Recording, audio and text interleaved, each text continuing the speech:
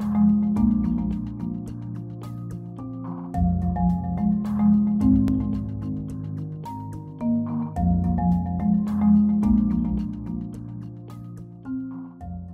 बच्चों हम first simple harmonic motion start करते हैं, जो कि हमारे कोर्स में मास स्प्रिंग सिस्टम है। तो मैंने एक मास स्प्रिंग सिस्टम बोर्ड पे बनाया है, जिसकी एक साइड एक रिजिड सपोर्ट के साथ अटैच है, अदर एंड के साथ एक बॉडी अटैच है जिसकी मास m है। और मास स्प्रिंग सिस्टम में जो स्प्रिंग होता है उसकी हम नेग्लिजिबल मास अज्यूम करते हैं, यानी मास स्प्रिंग सिस्टम में हम जो स्प्रिंग है उसकी मास को नेग्लिजिबल मास कंसिडर करते हैं। और यहाँ पर जो m लिखा होता है जो स्प्रिंग के साथ बॉडी कनेक्ट है उसकी मास है। और आप ऑलरेडी सारे फेमिलियर हैं कि मास स्प्रिंग सिस्टम जो होता है इट परफॉर्म SHM, कि मास स्प्रिंग सिस्टम SHM परफॉर्म करता है। ये हम ऑलरेडी FSC में इस बात को प्रूव भी कर चुके हैं। अभी हम इसके प्रूव की बात नहीं करेंगे, हमें डायरेक्ट आइडिया है कि मास स्प्रिंग सिस्टम परफॉर्म SHM। और जब हम इसको मीन पोजीशन से एक्सट्रीम पोजीशन की तरफ लेकर जाते हैं तो जो डिस्प्लेसमेंट x कवर कर रहा होता है ये, और अगर इस x की हम इक्वेशन लिखें तो f = -kx इक्वेशन बनेगी। इस फॉर्मूले में जो f लिखा हुआ है, this f is called restoring force, और this force bring the body towards mean position. और x जो डिस्प्लेसमेंट है ये बेसिकली इसका इंस्टेंटेनियस डिस्प्लेसमेंट है। तो x यहाँ पर इंस्टेंटेनियस डिस्प्लेसमेंट है फ्रॉम मीन पोजीशन। यहाँ पर जो k लिखा हुआ है ना, इस k को अगर हम मास स्प्रिंग सिस्टम की बात कर रहे हो तो इस k को हम स्प्रिंग कांस्टेंट कह सकते हैं, यानी इस केस में ये स्प्रिंग कांस्टेंट होगा। अदरवाइज मैंने आपको बताया था अगर जनरल SHM की बात हो रही हो तो वहाँ पर जो k लिखा होता है उसे हम सिंपल हार्मोनिक कांस्टेंट का नाम देते हैं। चलिए ये बात आपको आइडिया होगा, f = -kx होगा। अब इसमें तीन चीज़ें हैं, तो अगर आपका पेपर में कोई न्यूमेरिकल प्रॉब्लम आता है तो तीनों में से कोई सी भी दो गिवन हो तो थर्ड वन को आप यहाँ से इजीली कैलकुलेट कर सकते हैं। हम थोड़ी सी डिस्कशन करते हैं स्प्रिंग कांस्टेंट के बारे में। इस स्प्रिंग कांस्टेंट को हम k से डिनोट करते हैं। और स्प्रिंग कांस्टेंट के बारे में आप लोगों ने याद रखना है कि ये एक डिपेंडेंट कांस्टेंट है। डिपेंडेंट कांस्टेंट मीन इसकी वैल्यू कुछ फैक्टर्स पे डिपेंड कर रही होती है। पहला फैक्टर जिस पे स्प्रिंग कांस्टेंट की वैल्यू डिपेंड करती है वो nature and material of spring है। दूसरा फैक्टर जिस पे इसकी वैल्यू डिपेंड करती है वो हम लेंथ ऑफ स्प्रिंग कह रहे होते हैं। और थर्ड फैक्टर जो है वो structure and shape of spring है। तो ये तीन मेजर फैक्टर यही हैं जिन पे इसकी वैल्यू डिपेंड करती है। आप लोग इस बात को यूँ याद रखें ना कि अगर किसी स्प्रिंग का स्प्रिंग कांस्टेंट ज़्यादा है, इसके फिजिकल मीनिंग क्या है? इसके फिजिकल मीनिंग ये है कि वो स्प्रिंग जो है वो ज़्यादा रिजिड है, उसके अंदर स्टिफनेस ज़्यादा है। एक स्प्रिंग है उसको यूँ खींच रहे हैं, वो ईजिली मूव कर रहा है, इसका मतलब है वो इतना रिजिड नहीं है, उसमें इतनी स्टिफनेस नहीं है, तो उसका स्प्रिंग कांस्टेंट कम होगा। लेकिन अगर एक ऐसा स्प्रिंग है जिसके अंदर आप लोगों ने जब डिस्प्लेसमेंट प्रोड्यूस करवाना है, यानी उसके अंदर अपने एक्सटेंशन प्रोड्यूस करवानी है, तो आपको ज़्यादा फोर्स रिक्वायर्ड होगी, तो वो रिजिड स्प्रिंग होगा, तो उसका स्प्रिंग कांस्टेंट ज़्यादा होगा। तो फिजिकली आप इस तरह भी इस चीज़ को माइंड में रख सकते हैं। अगर हम इस स्प्रिंग कांस्टेंट की यूनिट की बात करें तो k बेसिकली किसकी इक्वल आ रहा है? F/x है। तो इसकी यूनिट जो बनती है वो न्यूटन पर मीटर यूनिट होगी। तो यूनिट आप लोगों ने एक तो याद रखनी है, इसकी यूनिट न्यूटन पर मीटर होगी। फिर तीन चीज़ें आप लोगों ने और याद रखनी है, एक तो मैंने स्प्रिंग कांस्टेंट बोला है, दूसरी सरफेस टेंशन है, और third cheese slope of FD graph है। स्लोप ऑफ FD ग्राफ, इन तीनों को मैंने क्यों लिखा है? इन तीनों की बच्चे आपस में सेम होती है यूनिट एंड डायमेंशन। तो अगर आपके MCQ आ जाए ना किसकी यूनिट और डायमेंशन सेम है, तो ये तीनों ऑप्शन भी माइंड में रखने हैं। स्प्रिंग कांस्टेंट तो भी आपको क्लियर हो गया, इसका फॉर्मूला F/x है, यूनिट न्यूटन पर मीटर। सरफेस टेंशन का formula force per unit length होता है, तो देखिए उसकी यूनिट भी न्यूटन पर मीटर। और स्लोप ऑफ FD ग्राफ की बात करें तो स्लोप हम tan थीटा को कहते हैं। tan theta perpendicular over base होता है, तो इसका परपेंडिकुलर F बेस इसकी डिस्प्लेसमेंट, तो F/d की यूनिट भी न्यूटन पर मीटर होगी। तो इन तीनों चीज़ों को याद रखना है, इनकी आपस में यूनिट भी सेम है और इन तीनों की आपस में डायमेंशन भी सेम है। अच्छा, हम कुछ क्वेश्चन ऐसे देखते हैं जिसमें स्प्रिंग कांस्टेंट को हम उसकी लेंथ के साथ लिंक करेंगे, क्योंकि अभी हम लोगों ने फैक्टर में पढ़ा है ना कि स्प्रिंग कांस्टेंट जो है उसकी जो वैल्यू उसकी स्प्रिंग की लेंथ पे भी डिपेंड करती है। तो आप उसका रिलेशन देख लें कि जो स्प्रिंग कांस्टेंट होता है उसका लेंथ ऑफ स्प्रिंग के साथ इन्वर्स रिलेशन होगा। कहने का मतलब ये है कि जिस स्प्रिंग की जितनी लेंथ कम होगी ना, जितनी लेंथ कम होती जाएगी उतना उसका स्प्रिंग कांस्टेंट ज़्यादा होगा, और जितनी लेंथ ज़्यादा होगी उतना स्प्रिंग कांस्टेंट कम होगा। स्प्रिंग कांस्टेंट कम होने का मतलब है कि वो लेस रिजिड होगा, यानी स्प्रिंग बहुत बड़ा हो ना तो उसके अंदर एक्सटेंशन प्रोड्यूस करवाना आसान होता है। तो जितनी स्प्रिंग की लेंथ कम करते जाएंगे उसकी रिजिडिटी क्या होती जाएगी, इंक्रीज होती जाएगी। एक तो ये फैक्टर याद रखना है। दूसरी बात आप लोगों ने याद रखनी है, जो मेन क्वेश्चन आते हैं वो बच्चों आते हैं कटिंग ऑफ स्प्रिंग के, यानी स्प्रिंग की कटिंग के क्वेश्चन आ रहे होते हैं। मैं कहता क्वेश्चन लिखता हूँ, उसको फिर डिस्कस करते हैं। तो देखिए बच्चे, मैंने क्वेश्चन लिखा है what is effect on spring constant के, यानी के पे क्या इफेक्ट होगा और स्प्रिंग कांस्टेंट के if we cut the spring into 2 equal parts, कि अगर हम स्प्रिंग को 2 इक्वल पार्ट्स में कट कर दें।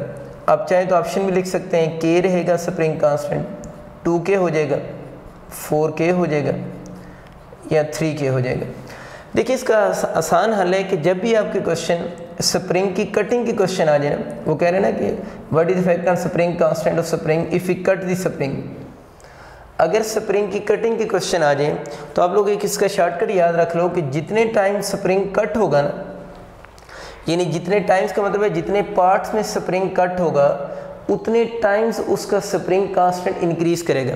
तो वो कट हुआ है स्प्रिंग इनटू किस में, 2 इक्वल पार्ट्स में ना, तो जितने पार्ट्स में स्प्रिंग ने कट होना है उतने टाइम्स उसका स्प्रिंग कांस्टेंट इंक्रीज करेगा। तो यहाँ पर स्प्रिंग कितने पार्ट्स में कट हुआ है, 2 पार्ट्स में। तो अगर उसका पहले स्प्रिंग कांस्टेंट K था तो उसके कितने पार्ट्स बनेंगे, इस तरह के 2 पार्ट्स बने, तो हर पार्ट का स्प्रिंग कांस्टेंट कितने K हो जाएगा, 2K हो जाएगा। तो अगर वो कहता है 2 पार्ट्स में कट करें तो हम बोलेंगे अब उसका न्यू स्प्रिंग कांस्टेंट 2K हो जाएगा। सपोज करें वही स्प्रिंग होता है और वो आपसे कह देता है उसको 2 पार्ट्स में आप कट नहीं कर रहे, उसी स्प्रिंग को आप लोगों ने कट करना है 3 इक्वल पार्ट्स में, तो फिर ज़ाहिर है इसके 3 पार्ट्स बनते। और अगर उसके 3 पार्ट्स आप लोगों के पास बन जाते, इस तरह के छोटे छोटे अगर 3 पार्ट्स बनते हैं तो फिर हर पार्ट का स्प्रिंग कांस्टेंट 3K हो जाता। तो बहुत आसान सी बात है कि जितने इक्वल पार्ट्स में हम स्प्रिंग को कट करते हैं उतना ही टाइम्स उसका स्प्रिंग कांस्टेंट इंक्रीज कर जाता है। यानी 2 में कट करें 2K, 3 में कट करें 3K, 4 में कट करेंगे तो 4K। 4K का मतलब ये है उसके 4 पार्ट्स बनेंगे और हर एक पार्ट का स्प्रिंग कांस्टेंट 4K होगा। मैं इसका एक जनरल फार्मूला भी आपको लिख देता हूँ, आप इस तरह भी याद रख सकते हैं, K prime equal to NK। N यहाँ पर आप समझ लें नंबर ऑफ इक्वल पार्ट्स है और K यहाँ पर जो है वो ओरिजिनल स्प्रिंग कांस्टेंट है या इनिशियल स्प्रिंग कांस्टेंट। ये आप शॉर्टकट माइंड में रख सकते हैं। जिस तरह अभी देखें पुराने सवाल को देखो, वो कहते हैं if we cut the spring into 2 equal parts, अगर हम उसको 2 इक्वल पार्ट्स में कट करेंगे तो N की जगह पर आप लोगों ने क्या लिखना है, 2 लिखेंगे, तो न्यू जो स्प्रिंग कांस्टेंट बनेगा वो 2K होगा। और मैंने आपको बता दिया कि जो दोनों पार्ट्स बनेंगे दोनों पार्ट्स का सेपरेट 2K एंड 2K होगा, ठीक है। तो हम तो ये बोलेंगे स्प्रिंग कांस्टेंट न्यू 2K हो जाएगा। अब अगर वो कहते हैं 3 इक्वल पार्ट्स में कट कर दें तो N को आप लोगों ने 3 लिख देना है, तो new spring constant become equal to 3K। और 3K किसका होगा, जो तीनों पार्ट्स बनेंगे हर एक पार्ट का स्प्रिंग कांस्टेंट 3K होगा। तो अगर हम 5 इक्वल पार्ट्स में कट करेंगे तो new spring constant will be equal to 5K। अब बच्चों अगर हम मास स्प्रिंग सिस्टम के टाइम पीरियड की बात करें ना, तो इसके टाइम पीरियड का फॉर्मूला होता है 2 पाई √m/k होता है। m यहाँ पर याद रखना स्प्रिंग की मास नहीं है, क्योंकि स्प्रिंग की मास हम नेग्लिजिबल मास लेते हैं। यहाँ पर m जो है उस बॉडी की मास है जो स्प्रिंग के साथ अटैच हो रहा हो, और K हम ऑलरेडी पढ़ चुके हैं, यहाँ पर स्प्रिंग कांस्टेंट है। तो इसके आपके अगर MCQ आ जाते हैं तो आप इजीली सॉल्व कर सकते हैं। 3 चीज़ें हैं, M, K और T है, तीनों में से कोई सी 2 चीज़ें गिवन हो तो थर्ड वन आप कैलकुलेट कर सकते हैं। वैसे नॉर्मली इसके MCQ इसी तरह के आ रहे होते हैं कि स्प्रिंग के साथ जो बॉडी अटैच है, अगर हम उस बॉडी की मास को लेट से 4 टाइम इंक्रीज कर दें तो बताएं T पे क्या इफेक्ट होगा। तो बड़ी आसान सी बात है, अगर इस मास को 4 टाइम इंक्रीज करेंगे तो टाइम पीरियड पहले से क्या हो जाएगा, डबल हो जाएगा। कुछ इस तरह के क्वेश्चन आते हैं, या समटाइम ऐसा होता है ना क्वेश्चन के अंदर आपको m/k की रेशियो गिवन होती है, यानी आपसे किसी क्वेश्चन में कह देता है कि आप टाइम पीरियड कैलकुलेट करें, यानी time period of mass spring system calculate करें, and the ratio of m/k is 4, यानी टाइम पीरियड आपसे पूछता है और m/k की रेशियो बता देता है 4 की इक्वल है। अब अगर m/k की रेशियो 4 की इक्वल है तो देखिए इसका टाइम पीरियड कैसे कैलकुलेट होगा। इसी क्वेश्चन में पुट करें 2 पाई × अब देखिए उसने √m/k की रेशियो नहीं दी हुई, m/k की दी हुई है, तो m/k को आप लोगों ने 4 पुट करना है। अक्सर बच्चे इसमें कंफ्यूज हो जाते हैं, अगर m/k गिवन हो तो 4 लिखना है, यानी इस अंडर के अंदर 4 आएगा। लेकिन अगर अंडर m/k की रेशियो गिवन हो तो फिर आप लोगों को अंडर लिखने की ज़रूरत नहीं है, फिर इसकी जगह पर 2 पाई से डायरेक्ट 4 मल्टीप्लाई होगा। बहुत आसान सी बात बस आप लोगों ने माइंड में रखनी है। तो 2 पाई इंटू 2 करेंगे, 4 का अंडर 2 होता है, तो इसका जो आंसर होगा वो 4 पाई सेकेंड्स आप लोगों का हो जाएगा। एक इस टाइप के क्वेश्चन आते हैं। और थर्ड टाइप तो वैसे बहुत सिंपल है कि अगर आपको m और k गिवन हो तो आप वहाँ से टाइम पीरियड कैलकुलेट करें, वो आप कर सकते हैं। अगेन लाजमी एक बात याद रखिएगा, ज़रूरी नहीं है कि इसके क्वेश्चन जो हैं वो t के ही क्वेश्चन आए, यानी t को सब्जेक्ट बनाए। ये भी हो सकता है कि आपके k के क्वेश्चन आ जाए, यानी स्प्रिंग कांस्टेंट को सब्जेक्ट बनाकर आपसे क्वेश्चन पूछे। वो मैं k को सब्जेक्ट बना देता हूँ, आप दोनों तरफ स्क्वायर करें तो t² equal to 4 pi square और m/k हो जाएगा, यानी t² equal to 4 pi square m/k हो जाएगा। अब यहाँ से आप लोग बच्चों ये काम करो कि आप k को सब्जेक्ट बना लो, k ऊपर चला जाएगा तो 4 pi square m divide by t² हो जाएगा।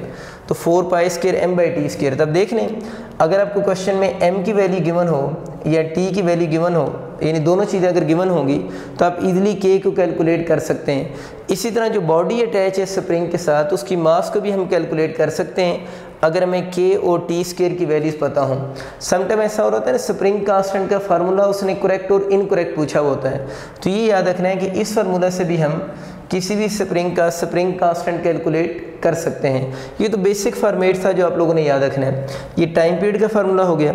अगर हम इसी फार्मूले का रेसिप्रोकल कर लें तो वो इसकी फ्रीक्वेंसी बन जाएगी 1/2 पाई अंडर m/k है, तो इधर आकर ये k/m हो जाएगा। तो फ्रीक्वेंसी का जो फार्मूला बनता है वो इसी का रेसिप्रोकल 1/2 पाई अंडर k/m होगा। जिस तरह बच्चे मैंने आपको टाइम पीरियड के क्वेश्चन बताए हैं, सेम क्वेश्चन आपके फ्रीक्वेंसी के भी आ सकते हैं। इस फार्मूले में ये जो चीज़ लिखी है ना, 2 पाई को अगर हम इधर ले जाएं तो 2 pi f is equal to under k/m हो जाएगा। ये जो 2 पाई f होता है इसको हम एक स्पेशल फ्रीक्वेंसी का नाम भी दे रहे होते हैं और उसको ओमेगा से डिनोट करते हैं, और this omega shows angular frequency. यहाँ पर जो ओमेगा है वो बेसिकली शो कर रही होती है किस फ्रीक्वेंसी को, एंगुलर फ्रीक्वेंसी को शो करती है। तो ये थोड़ा याद रखना है, ओमेगा यहाँ पर एंगुलर फ्रीक्वेंसी को शो करेगी। ओमेगा का एक और फार्मूला भी आपको याद होगा, वो 2 पाई ओवर t भी होता है, हम लोग इससे पहले पढ़ चुके हैं। तो ओमेगा एंगुलर फ्रीक्वेंसी होती है, एक इसका फॉर्मूला अंडर k/m होगा और एक इसका फॉर्मूला 2 पाई ओवर t भी होता है। इसका मतलब ये हो कि मास स्प्रिंग सिस्टम की एंगुलर फ्रीक्वेंसी दो तरह से कैलकुलेट की जा सकती है। अगर उसका k और m हमें पता हो तब भी हम ओमेगा बता सकते हैं, और दूसरा अगर उस मास स्प्रिंग सिस्टम का अगर आपको टाइम पीरियड गिवन हो तो फिर भी हम उसकी एंगुलर फ्रीक्वेंसी कैलकुलेट कर सकते हैं। इनके वैल्यूज़ पुट करने के जो सवाल आते हैं वो आप लोगों ने अब खुद से देख लेने हैं, वो असाइनमेंट में ऑलरेडी गिवन भी हैं। अब जब वो बुकलेट सॉल्व करेंगे तो उसमें आपको काफ़ी सारे इस तरह के बेसिक MCQ मिल जाएंगे जो वैल्यूज़ पुट होने से आते हैं। हम थोड़ी और बात करते हैं। देखिए, एक जल्दी में जब गलती करते हैं ना, f1/t होता है ना, ये सिंपल फ्रीक्वेंसी वर्ड बोलते हैं। फ्रीक्वेंसी को टाइम पीरियड से मल्टीप्लाई कर दें तो इसका आंसर 1 के इक्वल होगा। लेकिन अगर मैं इस टाइम पीरियड को इससे मल्टीप्लाई कर दूं तो ओमेगा मैंने भी कौन सी बोली है, एंगुलर फ्रीक्वेंसी को टाइम पीरियड से मल्टीप्लाई कर दें तो इसका जो आंसर होगा वो किसके इक्वल होगा, 2 पाई के इक्वल होगा। तो ये बच्चों आप लोगों ने बातें याद रखनी कि अगर आपका कभी MCQ आ जाए ना, असल में मैथमेटिकली लिखा हुआ है फिर तो इशू होता नहीं है। इशू बनता है जब ये बात वर्डिंग में लिखी हुई आती है। तो अगर MCQ आता है ना, the product of frequency and time period, तो दैट इज इक्वल टू 1। और अगर MCQ फ्रीक्वेंसी के साथ एक लफ्ज़ लगा दे, एंगुलर का वर्ड लगा देना, the product of angular frequency and time period, तो the product of angular frequency and time period must be equal to 2 pi होगा। तो ये चीज़ आप लोगों ने याद रखनी, फ्रीक्वेंसी एंड टाइम पीरियड का प्रोडक्ट 1, अगर वर्ड एंगुलर लिखा होगा तो फिर आंसर 1 नहीं होगा। एंगुलर फ्रीक्वेंसी और टाइम पीरियड का जो प्रोडक्ट होगा that is equal to 2 pi होगा। अब बच्चों हम कुछ ऐसे क्वेश्चंस करते हैं जिसमें टाइम पीरियड, फ्रीक्वेंसी और एंगुलर फ्रीक्वेंसी वो फार्मूले मैंने दोबारा लिख दिए हैं। इनमें से k के क्वेश्चन आपके आ जाएंगे और k के क्वेश्चन वो आएंगे जो कटिंग के क्वेश्चन आएंगे। एक क्वेश्चन लिखता हूँ फिर आपको उसका आइडिया होगा कि मैं क्या कहना चाह रहा हूँ। तो देखिए बच्चे, मैंने क्वेश्चन लिखा है, what is effect on omega, omega angular frequency of mass spring system if we cut the spring into 4 equal parts. कि अगर हम स्प्रिंग को 4 इक्वल पार्ट्स में कट कर दें तो यहाँ से बच्चे आप डायरेक्ट लिख सकते हैं, तो योर न्यू स्प्रिंग कांस्टेंट जो होगा वो कितने के हो जाएगा, 4 के हो जाएगा। वो तो डायरेक्ट आपको बताया था, जितने पार्ट्स में कट करें उतने टाइम इंक्रीज हो गया। तो पूछ रहे हैं एंगुलर फ्रीक्वेंसी पे क्या इफेक्ट होगा। तो देखिए एंगुलर फ्रीक्वेंसी का क्या फॉर्मूला होता है, ओमेगा इक्वल टू √k/m होता है। चलिए एक दफ़ा डायरेक्ट लिख सकते हैं k/m। अब इशू ये है कि उसने पूछा है ओमेगा पे क्या इफेक्ट होगा। ज़रूरी नहीं ओमेगा का क्वेश्चन आए, time period, frequency, angular frequency किसी का भी आ सकता है, ठीक है। तो अगर हम ओमेगा से कर रहे हैं क्योंकि क्वेश्चन मैंने ओमेगा का लिखा है, अब अगर उसने इसको 4 इक्वल पार्ट्स में कट किया है तो स्प्रिंग कांस्टेंट कितने के हो गया, 4 के। अब आप लोगों ने दोनों साइड बैलेंस करनी है, तो उधर तो अंडर रूट में 4 आ रहा है ना, तो बैलेंस करने के लिए इधर आप लोगों को 2 लगाना पड़ेगा। तो अगर हम स्प्रिंग को 4 इक्वल पार्ट्स में कट करें तो उसका स्प्रिंग कांस्टेंट पूछेगा तो 4k हो जाएगा। अगर उसकी एंगुलर फ्रीक्वेंसी पे इफेक्ट पूछेगा तो एंगुलर फ्रीक्वेंसी ने पहले से डबल हो जाना है। अगर वो लीनियर फ्रीक्वेंसी भी पूछता है तो देखिए लीनियर फ्रीक्वेंसी का भी आपका k के साथ कौन सा है, डायरेक्ट रिलेशन आ रहा है, बाकी चीज़ें तो कांस्टेंट है। तो अगर इस पर भी पूछता है तो वो स्प्रिंग कांस्टेंट 4k हो गया, तो उसकी लीनियर फ्रीक्वेंसी ने भी क्या हो जाना है, डबल हो जाना है। अगर ये क्वेश्चन ओमेगा फ्रीक्वेंसी की बजाय पहले ओमेगा था ना, वो 2 टाइम हुआ, f पूछेगा वो भी 2 टाइम है क्योंकि डायरेक्ट रिलेशन आ रहा है। अगर टाइम पीरियड का पूछेगा तो देखिए टाइम पीरियड का तो k के साथ कौन सा रिलेशन आ रहा है, इन्वर्स रिलेशन आ रहा है ना। अगर ये सेम क्वेश्चन टाइम पीरियड का आ जाता तो फिर अगर ये 4 टाइम इंक्रीज कर रहा होता तो इन दोनों का तो इन्वर्स रिलेशन है, तो यहाँ t के साथ ऐसा नंबर लिखना था दोनों साइड बैलेंस हो जाए। तो अगर ये 4 टाइम इंक्रीज हो रहा है तो इसने क्या हो जाना था, हाफ हो जाना था। तो इसका मतलब ये हुआ कि आपके पास अगर हम स्प्रिंग को 4 इक्वल पार्ट्स में कट कर दें तो फिर उसकी ओमेगा पे, फ्रीक्वेंसी पे या टाइम पीरियड पे क्या इफेक्ट होगा, ये दोनों चीज़ें डबल हो रही होंगी और ये पहले से हाफ हो रहा होगा। एक चीज़ दोबारा क्लियर करें, देखिए ये वो स्प्रिंग था ना, कंप्लीट स्प्रिंग था जिसके साथ आप लोगों ने मास m अटैच की हुई थी। अब इसके आप लोगों ने बनाए हैं 4 पार्ट्स, यानी आप लोगों ने इसके कितने पार्ट्स बना दिए, एक इस पार्ट का spring constant 4k and 4k, इधर एक आधा टर्न बना लेना। अब हर पार्ट का 4k बना है। इस सवाल का मतलब ये है कि आप लोगों ने उनमें से अब एक पार्ट लिया है और उस एक पार्ट के साथ आप लोगों ने सेम मास कनेक्ट की है। तो ये अंडरस्टूड सी बात होती है। जब इसका क्वेश्चन आता है, क्वेश्चन में अगर एक पार्ट की बात ना भी मेंशन हो तो आप लोगों ने माइंड में एक पार्ट ही रखना होता है। अब इससे आगे चलते हैं। जिस तरह बच्चे आप लोगों ने कैपेसिटर के सीरीज़ और पैरेलल सर्किट पढ़े में, रजिस्टर के सीरीज़ और पैरेलल सर्किट पढ़े में, इसी तरह जो स्प्रिंग होते हैं उनको भी हम सीरीज़ में भी लगा सकते हैं और पैरेलल में भी कनेक्ट कर सकते हैं। तो सबसे पहले बात करते हैं उनके सीरीज़ कम्बिनेशन की। सीरीज़ कम्बिनेशन ऑफ जब हम बात करते हैं स्प्रिंग्स की तो उसको आप लोगों ने याद रखना है कि स्प्रिंग जो हैं वो एंड टू एंड कनेक्ट हुए होते हैं। यानी स्प्रिंग अगर आपस में एक स्प्रिंग दूसरे स्प्रिंग के साथ एंड टू एंड कनेक्ट हो रहा है तो उसको हम सीरीज़ कम्बिनेशन कहेंगे। एक बड़ी अच्छी बात अगर आप याद रख लें कि जो कैपेसिटर्स होते हैं, कैपेसिटर्स के सीरीज़ और पैरेलल के फार्मूले, इसी तरह पावर ऑफ बल्ब जो होती है ना, पावर ऑफ बल्ब के सीरीज़ और पैरेलल के फार्मूले, और ये जब भी हम स्प्रिंग कांस्टेंट पढ़ने लगे हैं इसके सीरीज़ और पैरेलल के फार्मूलाज आपस में सेम होते हैं। तो इनमें से जो मोस्ट कॉमन है वो आपको किसका याद है, कैपेसिटर का याद है। तो कैपेसिटर के जो सीरीज़ और पैरेलल के फार्मूले हैं वही पावर ऑफ बल्ब के होंगे और वही स्प्रिंग कांस्टेंट के होंगे। मैं एक सीरीज़ कम्बिनेशन बनाता हूँ। तो मैंने आपको बताया कि सीरीज़ कम्बिनेशन में जो स्प्रिंग होंगे वो आपस में एंड टू एंड कनेक्ट होंगे, यानी स्प्रिंग का आपस में end to end spring connect होंगे। जैसे एक स्प्रिंग है, इसके इस एंड के साथ एक आप लोगों ने और स्प्रिंग लगा दी, इसका स्प्रिंग कांस्टेंट K1 है, इसका K2 है, और इनके साथ आप लोगों ने मास अटैच कर दी। तो देखिए ये दोनों spring end to end connect हो रहे हैं, तो इसका मतलब है कि ये कौन सा कम्बिनेशन है, सीरीज़ कम्बिनेशन है। और सीरीज़ कम्बिनेशन में अब इस पूरे सिस्टम का जब स्प्रिंग कांस्टेंट कैलकुलेट करेंगे तो उसको K ऑफ E बोलेंगे। K of E mean equivalent spring constant. तो अगर इस तरह में 2, 3, 4 जितने भी स्प्रिंग सीरीज़ में लगे हुए हों, अगर उनका नेट स्प्रिंग कांस्टेंट कैलकुलेट करने को कहे तो जिस तरह कैपेसिटर के सीरीज़ में हम रेसिप्रोकल लेते थे ना, इसी तरह इनके भी सीरीज़ में आप लोगों ने रेसिप्रोकल ही लेने हैं। तो बन जाएगा 1/K1 plus 1/K2 plus 1/K3 and so on. तो सीरीज़ में अगर हैं तो आप लोगों ने इनके रेसिप्रोकल लेने हैं। और फिर आपको याद होगा कि अगर 2 स्प्रिंग होंगे, जिस तरह 2 कैपेसिटर्स हों, 2 स्प्रिंग हो तो हम रेसिप्रोकल लेने के बजाय नेट स्प्रिंग कांस्टेंट इस तरह भी निकाल सकते हैं, ऊपर दोनों को मल्टीप्लाई कर दें और नीचे उनके स्प्रिंग कांस्टेंट को डिवाइड कर दें। लेकिन ये वाला रूल सिर्फ उस वक्त अप्लाई होगा जब आपके पास कितने स्प्रिंग्स होंगे, 2 स्प्रिंग्स होंगे। अगर मोर देन 2 स्प्रिंग हैं तो फिर ऊपर वाले फार्मूला से ही आप कैलकुलेट करेंगे। फिर नीचे वाला इस तरह का लिखा जा सकता है, लेकिन वो इतना कम्प्लेक्स हो जाता है कि बेहतर होता है कि हम ऊपर वाले से ही आंसर कैलकुलेट कर लें। ये इसका जनरल फार्मूला हो गया। और ये वाला किसके लिए हुआ, अगर 2 स्प्रिंग्स हो। एक और इसका फार्मूला होता है फॉर n स्प्रिंग्स। n मतलब स्प्रिंग का नंबर है ना, मतलब कितने भी हो सकते हैं, 4, 5, 6, 7, 8, 9 जो भी हो जाए। हैविंग सेम स्प्रिंग कांस्टेंट, यानी अगर आपके पास 4, 5 स्प्रिंग हो, सबका स्प्रिंग कांस्टेंट सेम हो जाए और वो सीरीज में लगे हुए हों, ज़रा सारी बातें सीरीज़ के लिए हो रही हैं, तो फिर उनका नेट स्प्रिंग कांस्टेंट कैलकुलेट करने का फॉर्मूला k/n होता है। n यहाँ पर वो नंबर ऑफ स्प्रिंग्स हैं and k is the spring constant of any one spring, क्योंकि सबका स्प्रिंग कांस्टेंट सेम है ना, तो किसी एक का आप लोगों ने स्प्रिंग कांस्टेंट लिखना है। मैं कहना ये चाह रहा हूँ, सपोज करें आपका क्वेश्चन यूँ आ जाता है कि आपका 10 स्प्रिंग्स हैं, आपका नंबर ऑफ स्प्रिंग 10 गिवन है और हर एक का स्प्रिंग कांस्टेंट 2 है।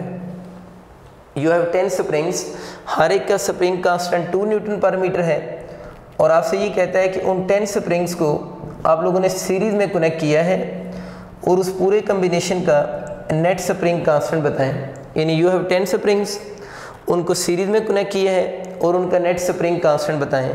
तो बड़ा इजी है नेट स्प्रिंग कांस्टेंट बताना। इसमें देखिए 10 स्प्रिंग्स हैं, हर एक का स्प्रिंग कांस्टेंट सेम है, तो ये वाला रूल अप्लाई हो जाएगा। तो ऊपर वाले फार्मूले में वैल्यूज पुट कर लेंगे k of any one spring ना, किसी एक स्प्रिंग का स्प्रिंग कांस्टेंट लिखना है वो 2 हो जाएगा और नंबर ऑफ स्प्रिंग आपको कितने गिवन है, 10 गिवन है, तो जो नेट स्प्रिंग कांस्टेंट बनेगा वो 2 न्यूटन पर मीटर की इक्वल हो जाए, यानी 0.2 न्यूटन पर मीटर होगा। तो ये बच्चों याद रखना है आप लोगों ने, इस तरह हम नेट स्प्रिंग कांस्टेंट कैलकुलेट कर सकते हैं। आपको याद होगा जो प्रॉपर्टीज़ कैपेसिटर की थी वही इधर भी हैं, तो हम ये कह सकते हैं कि इसमें जो नेट स्प्रिंग कांस्टेंट आएगा ना, सीरीज में जो नेट स्प्रिंग कांस्टेंट आएगा उस सर्किट में जितने भी स्प्रिंग लगे होंगे, सपोज करें ये K1, K2, K3 different spring लगे हुए हैं, इनका स्प्रिंग कांस्टेंट डिफरेंट है और इनके स्प्रिंग कांस्टेंट का ये अगर आपको ऑर्डर गिवन है K1, K2, K3, यानी K1 का स्प्रिंग कांस्टेंट ज़्यादा है K2 से और K2 का ज़्यादा है K3 से,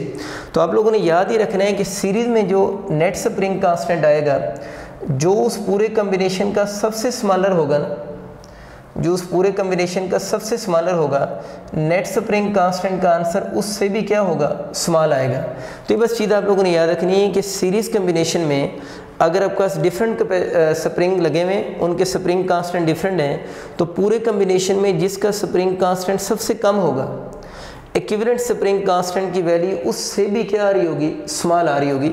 मैं वैसे कहता हूँ कि अगर सपोज करें कोई सिस्टम है, उसमें स्प्रिंग का यूँ लगे हुए हैं, एक का स्प्रिंग कांस्टेंट 4 न्यूटन पर मीटर है, एक का स्प्रिंग कांस्टेंट 3 न्यूटन पर मीटर है, एक का जो है 7 न्यूटन पर मीटर है, और मैं रफ आंसर करना चाह रहा हूँ। मैं रफली आपसे ये कहता हूँ कि आप मुझे गेस करके बताएं विदाउट एनी कैलकुलेशन कि इस पूरे सिस्टम का अगर ये तीनों स्प्रिंग सीरीज में लगे हुए हों तो नेट स्प्रिंग कांस्टेंट का आंसर किस रेंज में होगा। तो आप ये कह सकते हैं कि नेट स्प्रिंग कांस्टेंट, जिसे हम इक्विवेलेंट स्प्रिंग कांस्टेंट कह रहे हैं, नेट स्प्रिंग कांस्टेंट, ये इक्विवेलेंट मीन उस पूरे सिस्टम का जो न्यू स्प्रिंग कांस्टेंट होगा, हम ये देखकर बता सकते हैं कि उसका आंसर 3 से भी क्या होगा, कम होगा।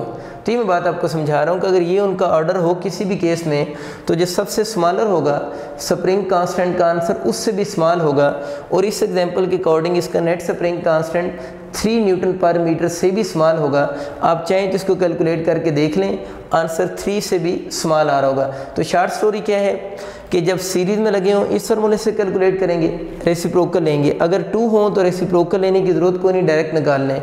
लेकिन ये वाला फार्मूला कब अप्लाई होगा, ये भी सीरीज़ के लिए है, लेकिन इसकी कंडीशन ये है कि अगर आपका नंबर ऑफ बहुत सारे स्प्रिंग लगे हुए हों, अगर उन सब का सेम स्प्रिंग कांस्टेंट हो तो डायरेक्ट इस फार्मूले से स्प्रिंग कांस्टेंट उस पूरे सिस्टम का कैलकुलेट किया जा सकता है, और जो इक्विवेलेंट स्प्रिंग कांस्टेंट होगा उस पूरे सिस्टम में जितने भी स्प्रिंग लगे हुए हैं सबके स्प्रिंग कांस्टेंट से उसकी वैल्यू क्या होगी, स्मॉलर होगी। और मैंने शॉर्ट फॉर्म इस बात को यूँ लिखा है कि अगर 3 स्प्रिंग हों, सबसे कम स्प्रिंग कांस्टेंट K3 का होगा, तो इक्विवेलेंट स्प्रिंग कांस्टेंट की वैल्यू सबसे जो स्मॉलर होगा उससे भी कम होगी। अब बच्चों हम बात करते हैं पैरेलल कम्बिनेशन ऑफ स्प्रिंग्स की। पैरेलल कम्बिनेशन ऑफ स्प्रिंग की अगर हम बात करें तो इसके लिए मैं सर्किट बनाता हूँ तो वहाँ से आपको सही बात समझ आएगी। सपोज करें कि ये आपका एक स्प्रिंग है, ये दूसरा स्प्रिंग है और इन दोनों के साथ आप लोगों ने एक मास m अटैच की हुई है। पैरेलल कम्बिनेशन की पहचान ये होती है कि स्प्रिंग का एक एंड मास के साथ कनेक्ट हो, एक एंड मास के साथ कनेक्ट और दूसरा एंड रिजिड सपोर्ट के साथ, एक एंड मास के साथ दूसरा एंड रिजिड सपोर्ट के साथ, और वो जो मास के साथ एंड कनेक्ट है वो सेम मास के साथ कनेक्ट होने चाहिए। तो देखिए ये जो दोनों स्प्रिंग हैं इनका एक एंड मास के साथ यानी कॉमन मास के साथ कनेक्ट हो और दूसरा एंड किसके साथ, रिजिड सपोर्ट के साथ, तो ये दोनों किस में हैं, पैरेलल कम्बिनेशन में है। इसका अगर स्प्रिंग कांस्टेंट K1 है, इसका K2 है, तो इस पूरे कम्बिनेशन का जो नेट स्प्रिंग कांस्टेंट हम कैलकुलेट करेंगे, ज़रूरी नहीं 2 हो, 2 से भी ज़्यादा भी तो हो सकते हैं, तो सिंपली आप लोगों ने इसमें ऐड कर देना होता है। तो इसके लिए 2 का फार्मूला लिखने की ज़रूरत कोई नहीं है क्योंकि इसमें सिंपली हम चीज़ों को इन स्प्रिंग्स को ऐड ही करेंगे। अच्छा, अब हम बच्चे बात करते हैं कि अगर वो जो हमने फार्मूला पढ़ा था कि अगर आपका number of spring different number of springs हो but they have same spring constant, उनके लिए हम कैसे लिखेंगे।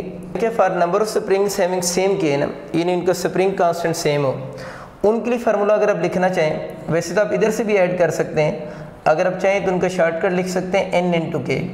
n वही आपके नंबर ऑफ स्प्रिंग होंगे and k is the spring constant of any one spring.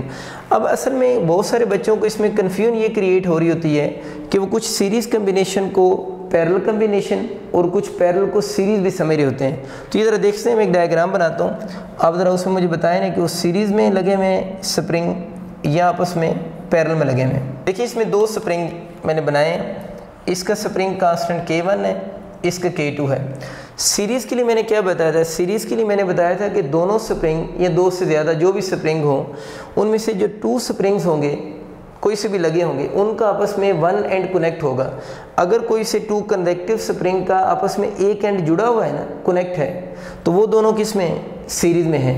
अगर वन एंड कनेक्ट नहीं है तो वो सीरीज़ में नहीं होंगे। तो ये ज़रा देखें कि क्या इस स्प्रिंग का और इस स्प्रिंग का आपस में डायरेक्ट एक एंड कनेक्ट हो रहा है, डायरेक्ट तो एंड कनेक्ट नहीं हो रहा, दरमियान में क्या चीज़ आ रही है, मास एग्जिस्ट कर रही है।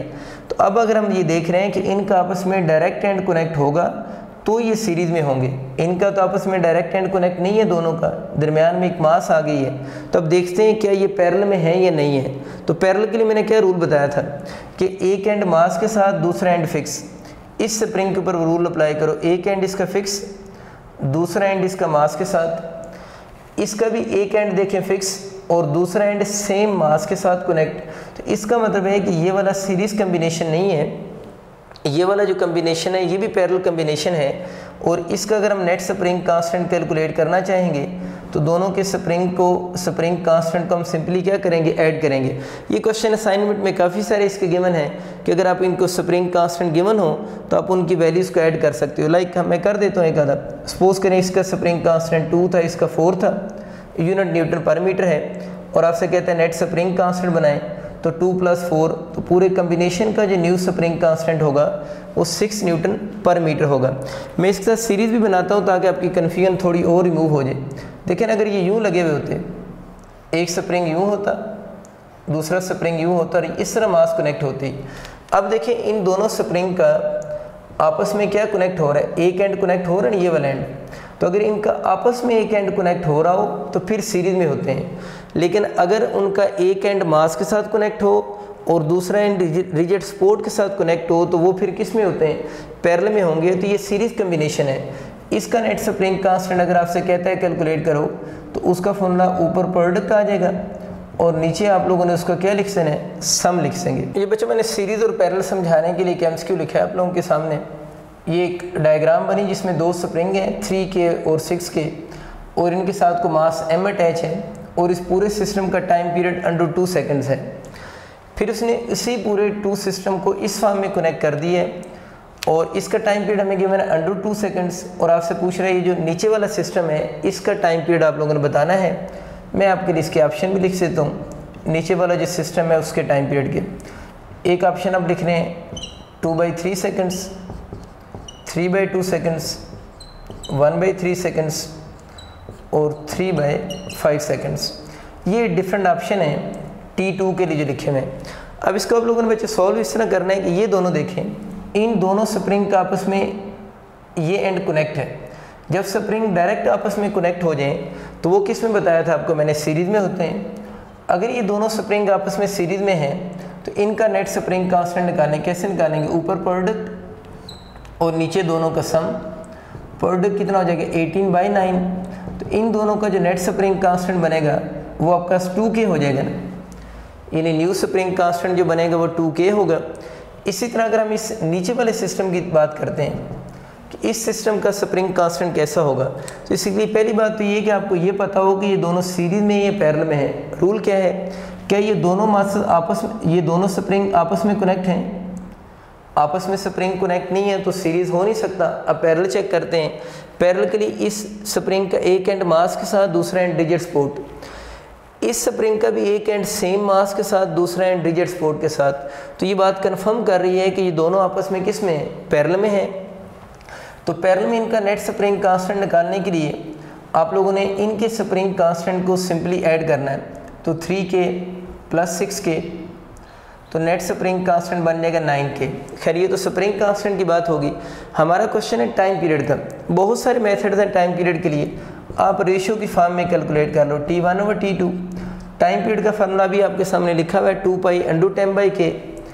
दोनों केसेस में जो मास अटैच है ना वो सेम है, इधर भी m लिखा हुआ है उधर भी m है, तो सेम मास कनेक्ट है। तो 2π/T1 इसकी बात हो रही है ना, m/K की जगह K इक्विवेलेंट की वैल्यू लिखोगे, K आता नहीं यहाँ पर, उसकी जगह K इक्विवेलेंट लिखना है, तो उसकी जगह पर आप लोग क्या लिख सोगे 2K। इस तरह 2π/m, नीचे इस दूसरे वाले के T2 का K इक्विवेलेंट लिखना है, तो इसका K इक्विवेलेंट कितना बनता है 9K हो जाएगा। ये 2π से कैंसिल हो गया, तो इसको आप क्या लिख सकते हैं m/2K। ये डिवाइड हो रहा है, ऊपर जाकर इसको मल्टीप्लाई कर दें, जब ऊपर जाएगा तो इसका रेसिप्रोकल हो जाएगा ना। मैं थोड़ा सा शॉर्ट फॉर्म में लिख रहा हूँ। देखिए ये डिवाइड था ना, मैंने इसकी जगह मल्टीप्लिकेशन की है, तो ये m/9K था, तो ऊपर जाकर 9K/m हो जाएगा। इसके ऊपर भी अंडर है, इसके ऊपर भी अंडर है, तो हम इन दोनों के ऊपर कॉमन अंडर लिख सकते हैं। अब देखें ये m इस m से कैंसिल, ये k इस k से कैंसिल, तो ये जो चीज़ आपके पास बाकी बच गई है 9 का अंडर कितना होता है 3/√2 बच गया। इस तरफ देखिए T1/T2 है। T1 आपको क्वेश्चन में कितना गिवन है √2 गिवन है, तो T1 की जगह पर आप √2 लिखेंगे। T2 आप लोगों ने भी कैलकुलेट करना है, तो इधर √2/T2 3/√2 बच गए। इसको अगर हम क्रॉस मल्टीप्लाई बचे करें तो क्रॉस मल्टीप्लाई करने से क्या हो जाएगा 3/2 होगा। इस 3 को T2 से मल्टीप्लाइड करेंगे और √2 मल्टीप्लाइड होकर 2 रह जाएंगे। ये दोनों मल्टीप्लाई होंगे तो आंसर 2 हो जाएगा। वैसे 4 बनता है ना, तो 4 का √2 ही बनता है। यहाँ से अगर हम T2 की वैल्यू निकाल लें तो वो आपके पास इक्वल टू हो जाएगा 2/3 सेकेंड्स। तो इस केस का जो टाइम पीरियड बनेगा वो आपके पास 2/3 सेकेंड्स की इक्वल आ रहा होगा। ये बच्चे मैंने आपके सामने एक डायग्राम बनाई है जिसमें ये दो स्प्रिंग लगे हुए हैं, जिन दोनों का स्प्रिंग कांस्टेंट सेम है, मास m है, और इसका स्प्रिंग कांस्टेंट 2K है। आपका एमसीक्यू यूँ आ सकता है कि इस सिस्टम का आपसे टाइम पीरियड पूछे ना कि इस सिस्टम का टाइम पीरियड क्या होगा, तो उसको आप इस तरह चेक करें कि पहले तो ये डिसाइड करें कि ये सीरीज़ में सिस्टम है या पैरेलल में है। इन दोनों को ज़रा फोकस करो। इसका एक एंड मास के साथ, दूसरा and rigid support, and mass दूसरा एंड रिजिड सपोर्ट के साथ, तो ये दोनों आपस में किस में लगे हुए हैं, पैरेलल में लगे हुए हैं। अगर ये दोनों पैरेलल में हैं तो इनका नेट स्प्रिंग कांस्टेंट कितना बना, फिर 2K हो गया। तो अब मुझे ये बताओ कि अगर ये पैरेलल में है तो आप चाहें तो इन दोनों को अब एक सिंगल स्प्रिंग कांस्टेंट से रिप्लेस कर सकते हैं। तो इनको मैंने एक सिंगल स्प्रिंग से रिप्लेस कर दी है जिसका स्प्रिंग कांस्टेंट 2K है। अब इन दो को ज़रा सोचो कि ये आपस में सीरीज़ में है, ये पैरेलल में है। ये तो पहले भी पढ़ा था, दरमियान में मास आ गई है तो ये दोनों आपस में सीरीज़ में हो ही नहीं सकते, ये दोनों किस में, पैरेलल में है। ऑलरेडी समझा चुका हूँ पहले। तो इस पूरे सिस्टम का जो नेट स्प्रिंग कांस्टेंट अब बनेगा, इन दोनों को आप पैरेलल में सॉल्व करेंगे। तो इन दोनों को अगर हम पैरेलल में सॉल्व करेंगे तो योर नेट स्प्रिंग कांस्टेंट कितने के हो जाएगा, 4K बनेगा। इसका मतलब ये कि जो पूरा सिस्टम बना हुआ था उस पूरे सिस्टम का अगर हमसे नेट स्प्रिंग कांस्टेंट सिर्फ पूछता तो वो 4K था। उसने क्वेश्चन में इस पूरे सिस्टम का टाइम पीरियड पूछा हुआ है। तो देखिए टाइम पीरियड का फंडा में पता है 2π√m/K होता है। K की जगह पर K इक्विवेलेंट की वैल्यू पुट करना होती है।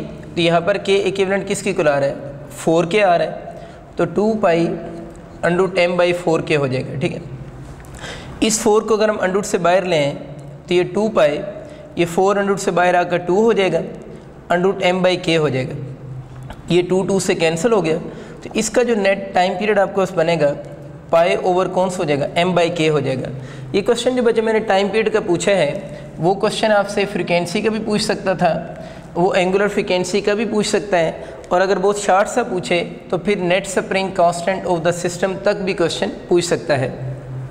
एक और देखें डायग्राम आपके लिए मैंने बोर्ड पे बनाई है, ये आपकी आज की असाइनमेंट है। ये आप लोगों ने खुद इसका मुझे टाइम पीरियड भी बताना है, टाइम पीरियड भी बता दें, क्योंकि जब टाइम पीरियड आप कैलकुलेट करेंगे तो नेट स्प्रिंग कांस्टेंट तो वैसे ही इसमें आ जाएगा।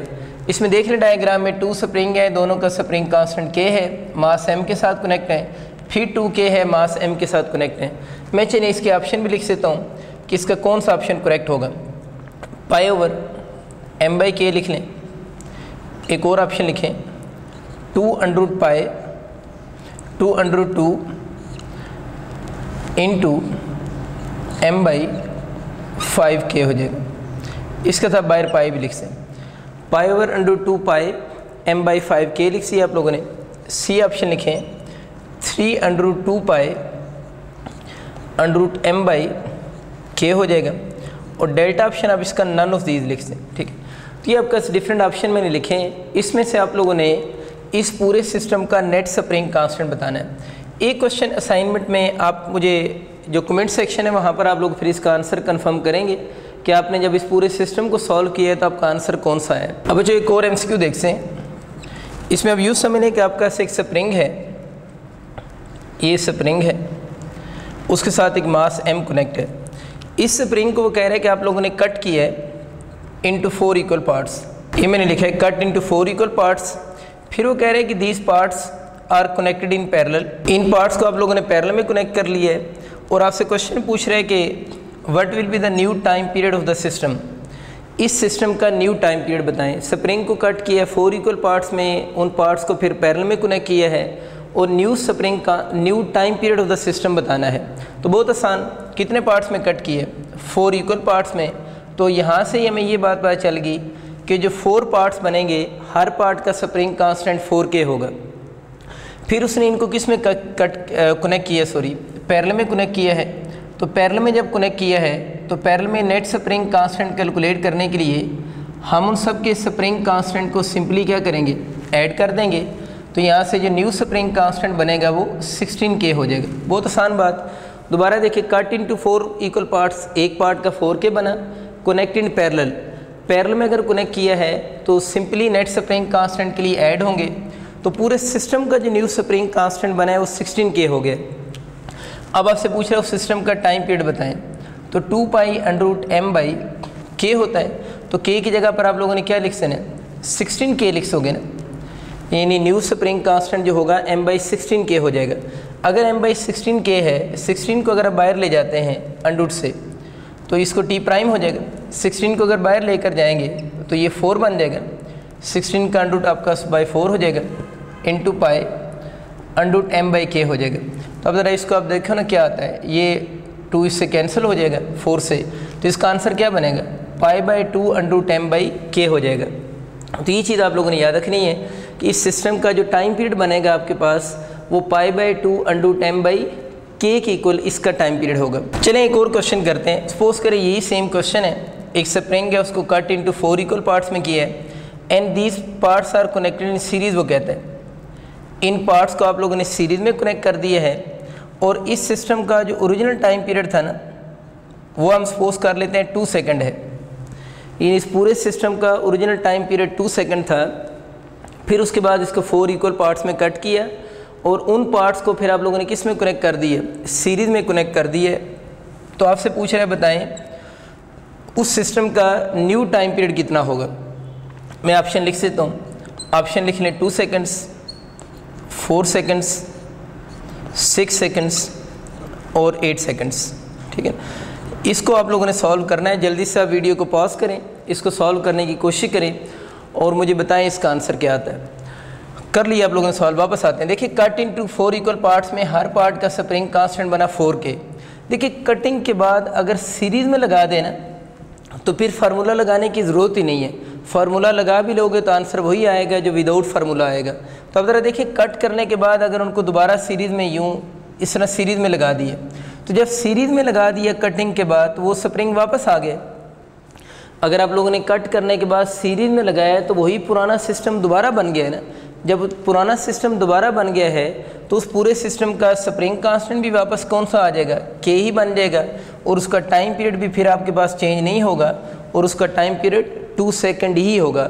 अगर किसी बच्चे को इसमें कन्फ्यूजन हो रही है तो वो ये तो समझ आ गया 4 इक्वल पार्ट्स में कट किया है, एक पार्ट का स्प्रिंग कांस्टेंट 4 के बना, उसको ये नहीं समझ आ रहा कि सीरीज़ में कनेक्ट करने से के कैसे वापस आ गया है, यानी जो न्यू स्प्रिंग कांस्टेंट है वो के इक्वल कैसे आ रहा है। तो वो इसको वही सीरीज़ के फार्मूला से सॉल्व करें ना, यानी 1/K1 plus 1/K2 plus 1/K3 plus 1/K4।